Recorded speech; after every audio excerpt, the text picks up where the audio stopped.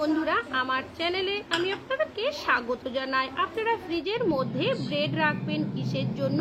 লেবুর খোসা ফেলে না দিয়ে কিচেন সিঙ্কে দেবেন কেন? ভাত আপনারা কিভাবে খুব সহজেই রান্না করে নেবেন, গ্যাসের খরচ অনেকটাই কমিয়ে নেবেন, কিভাবে আপনারা খুব সহজেই রসুনের খোসা ছাড়িয়ে নেবেন, তেমনই কিছু ইউজফুল টিপস শেয়ার করব। চলুন দেখে নেওয়া যাক আজকের প্রথম টিপস। আমি এখানে নিয়েছি একটা মশা মরা ধূপের প্যাকেট। এই ধরনের ধূপ কিন্তু মশা তাড়ানোর জন্য আমরা অনেকেই ব্যবহার করে থাকি। তবে এই যে ধূপের একটা গন্ধ থাকে, সেই ধূপের গন্ধ অনেকেই আছে যারা কিনা সহ্য করতে পারে না। তাছাড়াও অনেক সময় দেখা যায় এই ধূপ জ্বালানোর কিছুক্ষণের মধ্যেই কিন্তু ধূপটা শেষ হয়ে যায়। তবে আপনারা এমন কি করবেন যাতে করে ধূপের গন্ধটাও চেঞ্জ হয়ে যায়, এমনকি অনেকক্ষণ পর্যন্ত জ্বলতে থাকে। তো এখানে আমি নিয়েছি বেশ কিছুটা পরিমাণের জলটা হাত দিয়ে এইভাবে করে ধূপের মধ্যে লাগিয়ে দিচ্ছি। অতিরিক্ত জলের ব্যবহার করবেন না, হালকা জল নিয়ে এইভাবে করে লাগিয়ে নিতে হবে। আর নিয়ে নিয়েছি এখানে আমি পাউডার। আপনারা যে কোনো সুগন্ধযুক্ত পাউডার এখানে নিয়ে নেবেন। তারপর ধূপটাকে কি করবেন, এই রকম করে নেবেন। কাজটি কিভাবে করছি সেটা ভালোভাবে দেখলেই বুঝতে পারবেন, যাতে করে পাউডারটা এই ধূপের মধ্যে খুব ভালোভাবে লেগে যায়। এবার কিছু সেকেন্ড ধূপটাকে আপনারা রেখে দেবেন। তারপর ধূপটা যদি জ্বালান, দেখবেন ধূপের যে একটা গন্ধ থাকে সেই গন্ধটাও চেঞ্জ হয়ে যাবে। আর ধূপটা কিন্তু খুব তাড়াতাড়ি শেষ হবে না, আরও বেশ কিছুক্ষণ কিন্তু এই ধূপটা জ্বলতে থাকবে।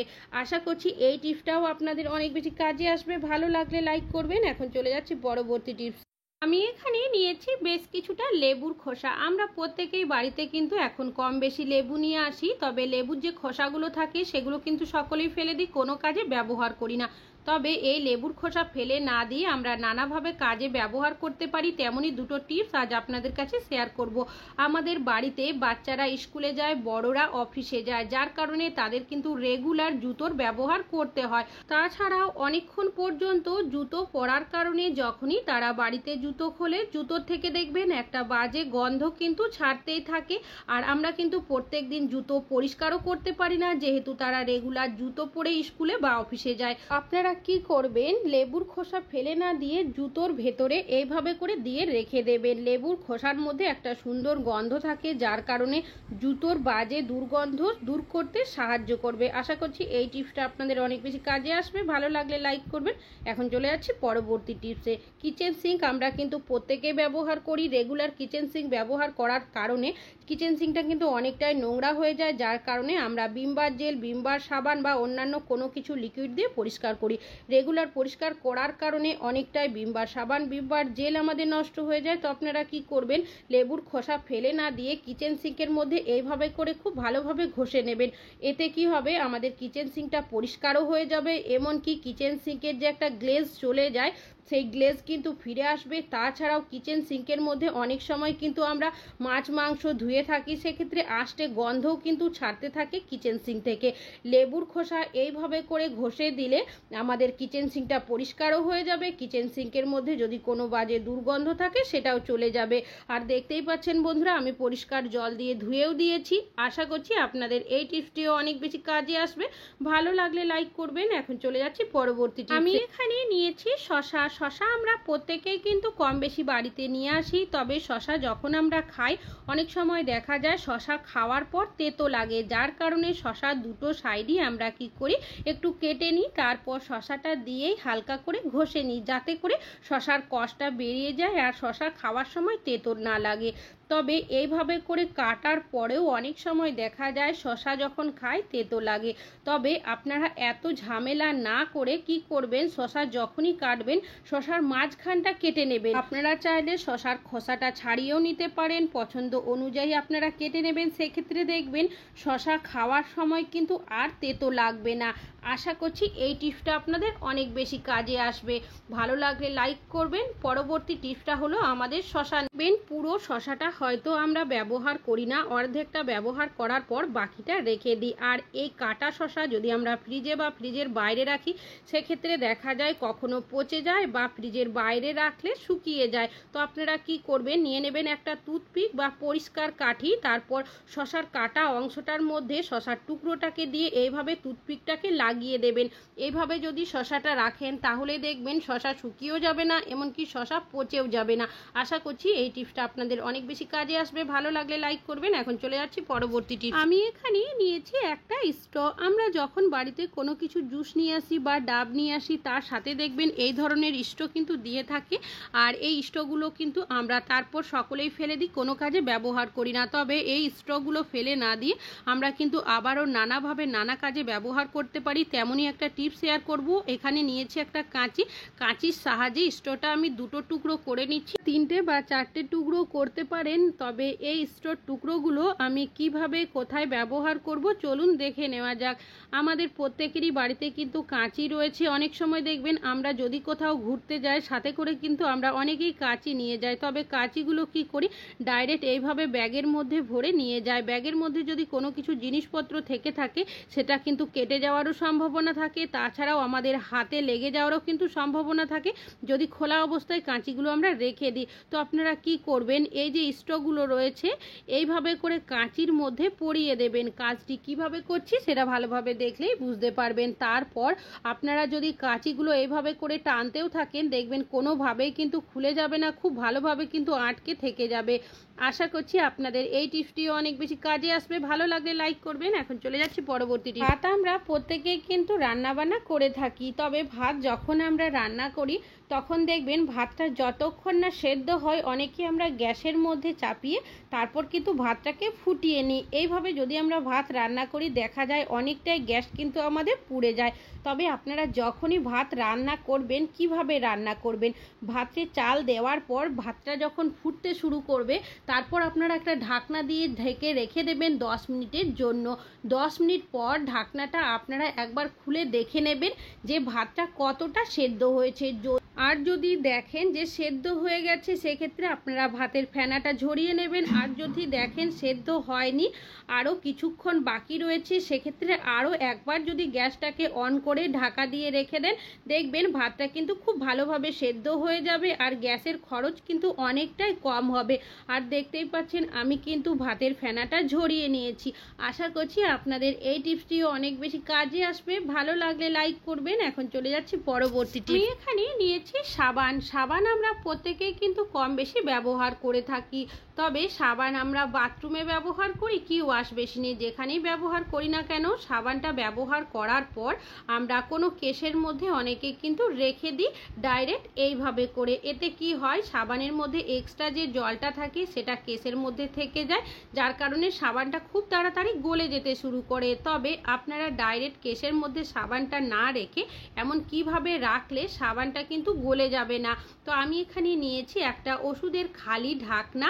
তো ঢাকনাটাকে সাবানের মধ্যে এইভাবে করে আটকে দেব। এবার সাবানটা যখনই আপনারা ব্যবহার করবেন, ব্যবহার করার পর যদি আপনারা কেসের মধ্যে রেখে দেন তাহলে দেখবেন সাবানের মধ্যে যদি এক্সট্রা জলও থাকে সেটা কিন্তু সাবানের মধ্যে লেগে থাকবে না, কেসের মধ্যে নিচের দিকে চলে যাবে। আর সাবানটা কিন্তু একদমই গলবেও না, অনেক দিন পর্যন্ত কিন্তু সাবানটা ব্যবহারও করতে পারবেন। আশা করছি এই টিপসটা আপনাদের অনেক বেশি কাজে আসবে। ভালো লাগলে লাইক করবেন। এখন চলে যাচ্ছি পরবর্তী টিপস। বেশ কিছুটা ভাত আমাদের কম বেশি কিন্তু অনেকেরই বাড়িতে রান্না করা হয়। তবে অনেক সময় দেখা যায় যদি ভাতটা খাওয়া না হয়, বেশ কিছুটা ভাত থেকে যায়, তখন আমরা কি করি, এই ভাতটাকে ফ্রিজের মধ্যে তুলে রাখি। তবে ফ্রিজ থেকে বের করার পর দেখবেন ভাতটা অনেকটাই ঠান্ডা থাকে, তাছাড়াও ভাতটা কিন্তু অনেকটাই শক্ত হয়ে যায় এক চালের মতো, যেটা কিনা আমাদের খেতে অনেকটাই অসুবিধা হয়। আর যদি আমরা এই ভাতটা জল দিয়ে সেদ্ধ করতে যাই সেক্ষেত্রে দেখা যায় ভাতটা স্বাদটা নষ্ট হয়ে যায়। আর যদি তাওয়াতে গরম করতে যাই অনেক সময় দেখা যায় ভাতটা কিন্তু পুড়ে যায়, এমনকি গ্যাসটাও অনেকটাই পুড়ে। তো আপনারা কি করবেন, নিয়ে নেবেন একটা ক্যাসরোল বা হটপট। এবার এর মধ্যে দিয়ে দেবেন বেশ কিছুটা পরিমাণের গরম জল। তারপর এই ভাতটাকে আপনারা ডাইরেক্ট হটপটের মধ্যে এইভাবে করে দিয়েও দিতে পারেন, তাছাড়া স্ট্যান্ডও ব্যবহার করতে পারেন বা কোনো টিফিন বক্সের মধ্যেও ভাতটা দিতে পারেন। তো আমি এইভাবে করে একটা পাত্রের মধ্যে দিয়ে ঢাকনাটাকে লাগিয়ে রেখে দেব 10 মিনিটের জন্য। ফিরে আসছি 10 মিনিট পর। এখন 10 মিনিট হয়ে গেছে আর দেখতেই পাচ্ছেন বন্ধুরা ভাতটা কিন্তু এখন আগের তুলনায় অনেকটা গরমও হয়ে গেছে, এমনকি অনেকটাই ঝরঝরে হয়েছে, সেদ্ধ হয়ে গেছে। এছাড়াও আমাদের কিন্তু আলাদা গ্যাস পুড়িয়ে এই ভাতটাকে সেদ্ধ করতে হলো না বা গরমও করতে হলো না। এইভাবে যদি আপনারা হটপটের মধ্যে 10 মিনিট রেখে দেন, সেক্ষেত্রে দেখবেন ভাতের স্বাদটাও কিন্তু কোনো অংশে কম হয়ে যাবে না, একদম গরম ভাতের মতোই লাগবে। আপনাদের এই টিপসটিও অনেক বেশি কাজে আসবে। ভালো লাগলে লাইক করবেন। এখন চলে যাচ্ছি পরবর্তী টিপস। নিয়েছি একটা ব্রেডের প্যাকেট। ব্রেড আমরা প্রত্যেকেই কিন্তু কম বেশি বাড়িতে নিয়ে আসি, তবে অনেক সময় দেখবেন যে 1 থেকে 2টো ব্রেড কিন্তু আমাদের প্যাকেটের মধ্যে থেকে যায়। অনেক সময় আমরা লক্ষ্য করি না, তখন ব্রেডটা খারাপ হয়ে যায় বা শক্ত হয়ে যায়। সেক্ষেত্রে এই ব্রেডটা আমরা কিন্তু ফেলে দিই। তবে এই ব্রেড ফেলে না দিয়ে আপনারা কিভাবে ব্যবহার করবেন চলুন দেখে নেওয়া যাক। এর মধ্যে ব্রেডটাকে দিয়েছি আর নিয়েছি এখানে ভিনিগার। একদম সামান্য পরিমাণের ভিনিগার আমি ব্রেডের ওপরে দিয়ে দিলাম। আপনারা চাইলে লেবুর রসও ব্যবহার করতে পারেন। এবার দিয়ে দিচ্ছি সামান্য পরিমাণে লবণ। এবার এই ব্রেডটাকে আপনারা কোথায় কিভাবে ব্যবহার করবেন চলুন দেখে নেওয়া যাক। আমরা প্রত্যেকেই কিন্তু কম বেশি ব্যবহার করে থাকি। ফ্রিজের মধ্যে শাকসবজি, ফলমূল, রান্না করা খাবার, দুধ ইত্যাদি রেখে থাকি। অনেক সময় দেখা যায় খাবারের ঢাকনা যদি খোলা থেকে যায় বা দুধের ঢাকনা খোলা থেকে যায়, সেক্ষেত্রে ফ্রিজ থেকে একটা বাজে স্মেল কিন্তু বেরোতেই থাকে, যার কারণে বাজার থেকে নানা ধরনের জিনিস কিনে নিয়ে আসি ফ্রিজের বাজে দুর্গন্ধ দূর করার জন্য। তবে টাকা খরচ করে কোনো জিনিস কিনে না নিয়ে এসে আপনারা কি করবেন, যে ব্রেড খান না বা নষ্ট হয়ে যায় সেই ব্রেড যদি ফ্রিজের মধ্যে এইভাবে ব্যবহার করেন, তাহলে দেখবেন বাজে দুর্গন্ধ কিন্তু এই ব্রেড অ্যাবজর্ব করে নেবে আর ফ্রিজ থেকে একটা সুন্দর গন্ধ বেরোতে শুরু করবে। আশা করছি এই টিপসটা আপনাদের অনেক বেশি কাজে আসবে। ভালো লাগলে লাইক করবেন। এখন চলে যাচ্ছি পরবর্তী টিপস। প্রত্যেকেই কিন্তু কম বেশি রান্না বান্না করার ক্ষেত্রে ব্যবহার করে থাকি, তবে অনেক সময় দেখবেন আমাদের বাড়িতে যদি আত্মীয় স্বজন চলে আসে বা কখনো কখনো আমরা এমন কিছু রান্না করে থাকি যেটাতে দেখবেন রসুনের একটু বেশি প্রয়োজন হয়। আর রসুনের খোসা যখন ছাড়াতে যায়, বিশেষ করে যদি ছোট রসুনের কোয়া হয়ে থাকে, তখন অনেকটাই অসুবিধা হয়। অনেক সময় আমাদের নখের মধ্যে, হাতের মধ্যে ব্যথাও কিন্তু হয়ে যায় রসুনের খোসা ছাড়াতে গিয়ে। তবে আপনারা এমন কিভাবে রসুনের খোসা ছাড়াবেন যাতে করে আপনাদের নখের মধ্যে ব্যথা হবে না। আমি এখানে নিয়েছি একটা খালি জলের বোতল। এখানে কিন্তু জলের বোতলের নয়, ঢাকনারই আমি ব্যবহার করব। কিভাবে ব্যবহার করব চলুন দেখে নেওয়া যাক। এখান থেকে একটা রসুনের কোয়া নিয়েছি। এবার ঢাকনাটাকে এই যে রসুনের কোয়ার মাথার সাইডে এইভাবে করে লাগিয়ে দেবেন। তারপর নিচের দিকে যদি এইভাবে করে টেনে দেন, সেক্ষেত্রে দেখবেন খুব সহজেই কিন্তু আপনারা রসুনের খোসাটা ছাড়িয়ে নিতে পারেন। কেন কি, রসুনের যখনই খোসা ছাড়ায় মাথার অংশটাই কিন্তু আমাদের আঙুলের মধ্যে লেগে যায়। আমরা যদি ঢাকনা এইভাবে করে ব্যবহার করি, সেক্ষেত্রে দেখবেন খুব সহজেই কিন্তু আপনারা আপনাদের রসুনের খোসা ছাড়িয়ে নিতে পারবেন। আর এইভাবে করেই কিন্তু আমি বাকি রসুনের খোসাও ছাড়িয়ে নেব। রসুনের কোয়াগুলো ছোট হয়ে থাকে, সেক্ষেত্রে কিন্তু কোনোই অসুবিধা হবে না। একটা ঢাকনার সাহায্যেই কিন্তু আমরা আমাদের যতগুলো রসুনের খোসা ছাড়ানোর প্রয়োজন খুব সহজেই ছাড়িয়ে নিতে পারবো। আশা করছি এই টিপসটা আপনাদের অনেক বেশি কাজে আসবে। ভালো লাগলে লাইক করবেন। এখন চলে যাচ্ছি পরবর্তী। নিয়েছি একটা বাচ্চাদের প্যান্ট। আমরা যখনই এই ধরনের এলাস্টিক দেওয়া প্যান্ট নিয়ে আসি, সেটা বাচ্চাদের হোক কি বড়দের লেগিংস বা অন্যান্য কোনো কিছু প্যান্ট যার মধ্যে এলাস্টিক দেওয়া থাকে। আর এই এলাস্টিক দেওয়া প্যান্ট যখনই আমরা পরি, অনেক সময় দেখা যায় আমাদের কোমরের মধ্যে দাগ হয়ে যায়, তাছাড়াও অনেকেরই র্যাশ হয়ে যায় বা অ্যালার্জি বেরিয়ে যায়। বিশেষ করে বাচ্চাদের হলে তো অনেকটাই সমস্যার মধ্যে পড়তে হয়। তবে আপনারা যখনই এই ধরনের এলাস্টিক দেওয়া প্যান্ট বাড়িতে নিয়ে আসবেন, সেটা বাচ্চাদের হোক কি বড়দের, কি করবেন, নিয়ে নেবেন একটা বালতি অথবা কোনো জার।